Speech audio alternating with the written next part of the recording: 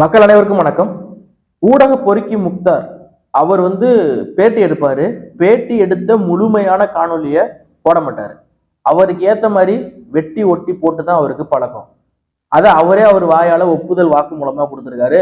Sting ஆபரேஷன்ல editing எல்லாம் நமக்கு தேவையான மாதிரி வெட்டி ஒட்டி போட்டுக்கிறதா நம்மளோட பழக்கம் அப்படின்னு சொல்லி பேசியிருக்காரு. நேர்மையா இருக்க மாட்டாரு. காசு வாங்கி பாக்கெட்ல திணிப்பான். 1 நம்பர் புரோக்கர் பைய அவன் பல நபர்களை இப்படித்தான் அசிங்கப்படுத்தி வீடியோ எடுத்து போடுறது அவனுடைய வழக்கம். அதை பிறப்பின் தொழிலாவே பார்த்துக்கிட்டு இருக்கான். கொஞ்ச நாளைக்கு முன்னாடி லேகிய வியாபாரம் பார்த்துதான் சொல்லப்படுது. இப்ப அந்த தொழில வியாபாரம் ஒன்றும் சரியில்லை போல. அதனால இந்த பக்கம் ஆபாசமாக பேசிக்கொண்டு அடுத்தவன் குடும்பத்தை பத்தி இழுத்துக்கிட்டு கூட்டி கொடுக்குற வேலையை பார்த்துக்கிட்டு இருக்கான் இந்த முக்தார் மாமா இந்த வேலையை தான் பார்த்துக்கிட்டு இருக்கான். அவனை நம்பி போய் பேட்டி கொடுத்துட்டு வந்த நபர்கள் எல்லாம் வைத்த தொடர்ச்சியான குற்றச்சாட்டு என்னன்னா, ஃபுல் வீடியோவை போடவே இல்லை. நான் பேட்டி கொடுத்தது 2 மணி நேரம் 3 மணி நேரம், போட்டது வெறும் அரை மணி நேரம் தான். அவங்களுக்கு தேவையானது அது மாதிரி வெட்டி வெட்டி போட்டு இப்படி அசிங்கப்படுதுன்னு நினைக்கிறாங்க அப்படின்னு பல நபர்கள் சொல்லியிருக்காங்க. ஏன் தமிழ் தேசிய ஆதரவாளர் இருந்த ஒரு சின்ன பையன், பள்ளிக்கூடம் படிக்கக்கூடிய ஒரு சின்ன பையன் கூட சொல்லியிருக்கான். சவுக்கு சங்கர் சொல்லியிருக்காரு. பல நபர்கள் சொல்லியிருக்காங்க. அப்படி இருக்கக்கூடிய சூழல்ல அந்த நாய் கூப்பிட்டா எதுக்காக போகணும்? இதான் நம்மளுடைய கேள்வி. அவன் வேலை என்னன்னு தெரியும், அவன் இப்படிதான் போடுவான்னு தெரியும். அப்படி இருந்தும் கூப்பிட்டு சில பேர் போறாங்க. அப்ப அவங்க எதுக்காக போறாங்க? சமீபத்துல தடா ரஹீம் அவர்கள் அவர் அந்த அந்த வலைவலிக்கு நேர்காணல் கொடுத்திருந்தாரு. வீடியோவை பார்த்தீங்கன்னாலே தெரியும். பல இடத்துல கட் பண்ணியிருக்கு, பல இடத்துல வெட்டி ஒட்டி அந்த வேலையை தான் பார்த்து போட்டிருக்கோம். தடா ரஹீம் அவர்கள் சில இடங்கள்ல நாம் தமிழர் கட்சிக்கு ஆதரவான நிலைப்பாட்டையும் கருத்துக்களையும் பதிவு பண்ணியிருக்காரு. 2026 சட்டமன்ற தேர்தலில் சீமான் சட்டமன்றத்துக்கு உள்ள போறாரு. அவர் முதலமைச்சரா போறாரோ இல்லையோ, சீமான் நிற்கக்கூடிய தொகுதியில அவர் ஜெயிக்க வச்சு சட்டமன்றத்துக்கு உள்ள அனுப்புவேன், நானே இப்ப வேலை பார்ப்பேன் அப்படின்னு தடா ரஹீம் அவர்கள் பேசுறாரு. ஒரு இடத்துல நாம் தமிழருக்கு ஆதரவான நிலைப்பாட்டில் இருந்துட்டாரா. அதுக்கு அடுத்தபடியா பார்த்தோம்னா, கோவை பாஷாவினுடைய மரணத்துக்கு அண்ணன் சீமான் அவர்கள் நேர்ல போய் அஞ்சலி செலுத்திட்டு வந்தார். பல அரசியல் கட்சி தலைவர்களும் பயந்துகிட்டு இருக்கக்கூடிய இந்த சூழல்ல சீமான் அவர்கள் அஞ்சலி செலுத்தினது எங்களால எந்த காலத்திலயும் மறக்க முடியாத ஒரு விஷயமா இருக்கும், நாங்க எப்பவும் அதை மறக்க மாட்டோம் அப்படிங்கிற மாதிரி பதிவு போட்டாரு. அதே போல திருச்சி எஸ்பி வருண்குமார் அவர்கள் அங்க நடந்த மாநாட்டில், ஐபிஎஸ் மாநாட்டில் நாம் தமிழர் கட்சியை தடை செய்யணும், எப்படி தேர்தல் ஆணையத்தை அங்கீகரிக்கப்பட்ட ஒரு கட்சியை இவர் தடை செய்யலாம்னு பேசலாம், அது மிகவும் கண்டிக்கத்தக்க ஒன்றுன்னு பதிவு போட்டாரு. இப்படி இந்த ஒரு 3 விஷயத்துல நாம் தமிழர் கட்சிக்கு ஆதரவான நிலைப்பாட்டையும் கருத்துக்களையும் பதிவு பண்ணியிருந்தார். அப்படிப்பட்ட ஐயா தடா ரஹீம் அவர்கள் முக்தாருடைய ஊடகத்தில் அந்த வலைவலியில உட்கார்ந்துக்கிட்டு பேசும்போது அவர் எந்த கருத்தையும் நாம் தமிழர் கட்சிக்கு எதிராக பதிவு கொள்ள என்றாலும் முக்தார் பதிவு பண்ணும்போது இவர் எந்த பதிலும் கொடுக்காதது போல அந்த காணொலி வெட்டி ஒட்டி பரப்பப்படுது. இது ஐயா தடா ரஹீம் அவர்களுக்கும் தெரியும். அந்த காணொலி இப்படித்தான் வரும், இது வெட்டி தான் ஒட்டப்பட்டிருக்கு, முழுமையான காணொலி கிடையாதுன்னு. இதுக்கு மறுப்பு தெரிவிச்சு ஒரு பதிவை ஐயா தடா ரஹீம் ஏன் போடல? லட்சம் பேர் பார்த்துருக்காங்க. எனக்காக பதில் போட வேணாம். அந்த வீடியோவை லட்சம் பேர் பார்த்துருக்காங்க. அதுக்காகவாவது ஐயா அவர்கள் பதில் போட்ட நல்லா இருக்கும். இல்லை என்றால் நீங்கள் திட்டமிட்டு அண்ணன் சீமான் அவர்களை இழிவுபடுத்துவதற்காக தான் அதை போய் அங்கே உட்கார்ந்து பேட்டி கொடுத்துருக்கீங்க அப்படிங்கிற மாதிரி தான் புரிஞ்சுக்க முடியுது. பேட்டி கொடுக்கறதுக்கு வேற வலையொலிக்காரங்க உங்களை கூப்பிடுறதே இல்லையா? முக்தார் கூப்பிட்டு நீங்க அங்கதான் போகணுமா? இல்ல கூடுதலா ஏதாவது அமௌண்ட் தராங்க அதனாலதான் நான் போனேன் அப்படின்னு ஏதாவது சொல்லிட்டு போங்க. அவரு பாட்டுக்கு முக்தார் தாங்க பேசிக்கிட்டு இருக்காரு. உங்களுடைய கருத்து நீங்க பதிவும் பண்ணல, நீங்க பேசுற மாதிரி அந்த காணொலியில இல்லையே ஒண்ணுமே. நீங்க என்னமோ நீங்க தான் பேச போயிருக்கீங்க, ஆனா உங்களை பேச விடாம அவர் பேசிக்கிட்டு இருக்காரு. அப்ப என்ன நடக்குதுங்க? எதுக்காக முக்தார் வலையொலிக்கு நீங்க நேர்காணல் கொடுக்க போறீங்க? நாச்சியால் சுகந்தின்னு ஒரு பெண், தமிழ் தேசிய ஆதரவாளர், நாம் தமிழர் கட்சிக்குள்ளே இருக்கிற மாதிரி இருந்துக்கிட்டு இப்படிதான் பண்ணாங்க. அடுத்து சவுக்கு சங்கர், அப்புறமேட்டுக்கு பாதிக்கப்பட்டதுல சொல்றேன். அப்புறம் இப்ப நீங்க போறீங்க.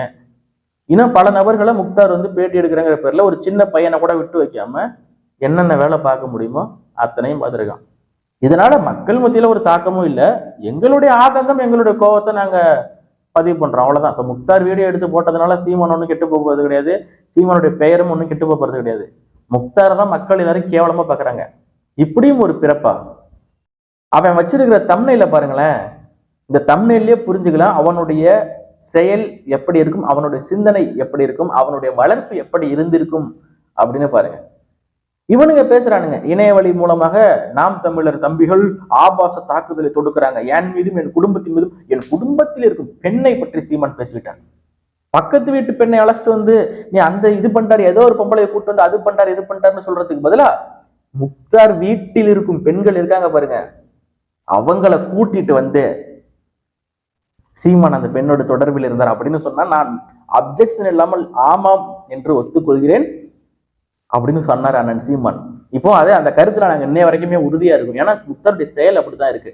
முக்தார் வீட்டில் பெண்கள் இருக்காங்களா இல்லையா, முக்தாருக்கு மனைவி இருக்காங்களா இல்லையா, அம்மா இருக்காங்களா இல்லையா, மகள் இருக்காங்களா இல்லையா, இருக்காங்களா இல்லையா? அப்போ சீமான் அண்ணனுடைய மனைவி தப்பானவங்கன்னு சொல்லி பேசுறது, சவுக்கு சங்கர் மாலதி அவங்கள பத்தி தப்பு தப்பா பேசுறது, ஊர்ல இருக்கிற எல்லா பொம்பளையும் சரியில்லாத பொம்பளை, முக்தார் பொண்டாட்டி மட்டும் பத்தினி, அப்படித்தானே நாங்க எடுத்துக்கணும்.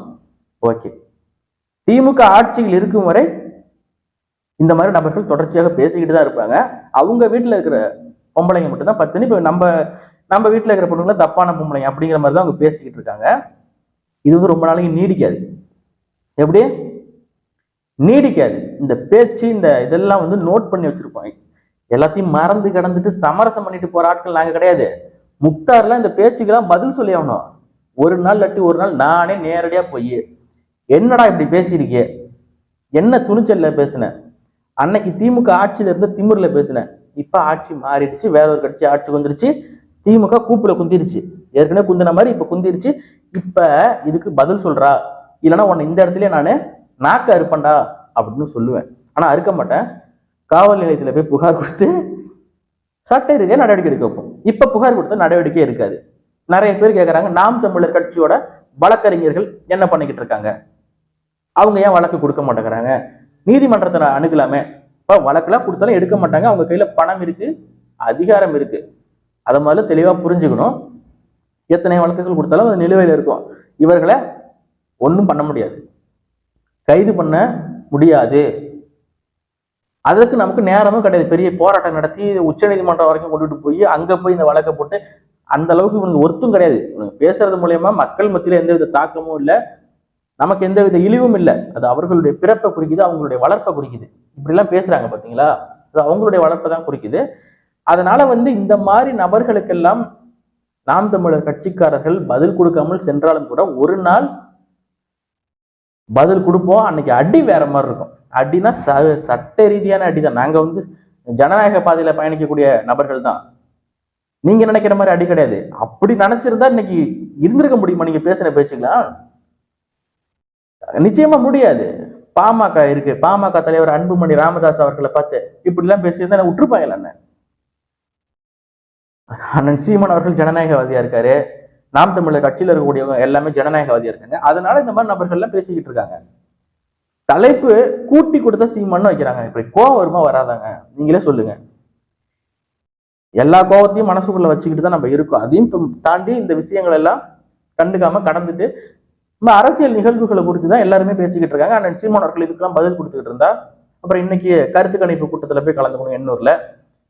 நாள்தோறும் மக்கள் போராட்டத்துல கலந்துக்கணும், மக்கள் பிரச்சனையை பத்தி தான் நம்ம பேசணும். இதையெல்லாம் மடைமாற்றம் திசை மாற்றம் பண்ணணுங்கிறதுக்காகத்தான் ஒருத்தன் சொல்றான், சீமானை பற்றி தொடர்ச்சியாக இப்படி பேசி பேசி பிபியை ஏத்தி ஆளை வந்து நிலைக்குலைய வச்சிடணும் அப்படின்னு சொல்றான். சொன்ன ஆள் யாருன்னா அதர்ம மனோஜ். தொடர்ச்சியா விட மாட்டேங்கணும், சீமானுக்கு இப்படியே பிபியை ஏத்தணும் அப்படின்னு.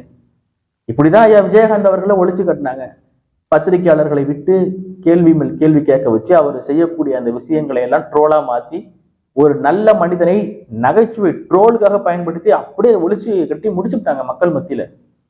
அவர் சிதஞ்சிட்டாரு. கிட்டத்தட்ட 10 விழுக்காடு ஓட்டுல இருந்து இன்னைக்கு தேமுதிக எத்தனை விழுக்காடு ஓட்டுல இருக்கு? ஒண்ணும் இல்லாம சிதைச்சிட்டாங்க. இந்த வேலையை செய்யறது யாருன்னா 2 பெரிய திராவிட கட்சிகள் தான், குறிப்பாக திமுக தான். இந்த ஆபாச அரசியலை கையில் எடுக்கிறது திமுக மட்டும்தான், திமுகவின் ஐடி விங் மட்டும்தான். அதுக்குன்னே சில நபர்களை வச்சிருக்காங்க. அவர்கள் வந்து மிகவும் கேவலமான சிந்தனையில் இருக்கக்கூடிய நபர்கள், அந்த மனநிலையில் இருக்கக்கூடிய நபர்கள். கேட்டா பெரியாரிஸ்டும்பாங்க. அந்த பெரியாரின் மாணவர்களாகிய இருக்கக்கூடிய நபர்களும் இந்த மாதிரி திமுக ஐடிவிங்ல இருக்கக்கூடிய நபர்களும் மக்கள் பிரச்சனையை பத்தியோ இந்த ஆளுங்கட்சியை பத்தியோ கேள்வி கேட்க மாட்டாங்க. ஆட்சிக்கே வராத ஒரு நபர் அண்ணன் சீமான், ஒரு பதவியிலையும் இல்லை. அவரை பார்த்து பொழுதுனையும் கத்திக்கிட்டு குலைச்சிக்கிட்டு கிடப்பானுங்க தெருப்பொறுக்கி நாய்கள் மாதிரி. ஆனா இதுக்கெல்லாம் ஒரு நாள் பதில் நீங்க சொல்லிதான் ஆகணுங்கிறத மட்டும் மறந்துடாதீங்க. இவங்க எல்லாம் எங்க வர போறாங்க, நம்ம பேசுவோம், என்ன பண்ணிட முடியும் அப்படிங்கிற திமிர்ல தான் வந்து நீங்க பேசிக்கிட்டு இருக்கீங்க. நம்ம கையில ஆட்சி அதிகாரம் இருக்கு, நம்ம ஆளுங்கட்சியா இருக்கோம், நம்மள எந்த காவல்துறை நினைச்சாலும் ஒன்றும் பண்ண முடியாது. முக்கியமா நம்மள்ட்ட இது நிறைய இருக்கு, இதை வச்சு நம்ம என்ன வேணாலும் பண்ணிக்கலாம், சமாளிச்சுக்கலாம், நமக்கு பேக்கப்ல ஆள் இருக்கு அப்படிங்கிற திமிர்ல ஆடிக்கிட்டு இருக்கீங்க. ஒரு நாள் நாங்க சும்மா வந்து இந்த வெட்டி சவடலுக்காக சொல்லல, அவ்வளவு கோபமும் எங்க மனசுக்குள்ள இருந்தாலும் அப்படியே அமைதியா பொத்திக்கிட்டு இருக்க முடியல. நாங்க காரணம் என்ன, அது காரணம் என்ன, அதுக்கான நாள் வரும்னு வெயிட் பண்ணிட்டு இருக்கோம். நன்றி, வணக்கம்.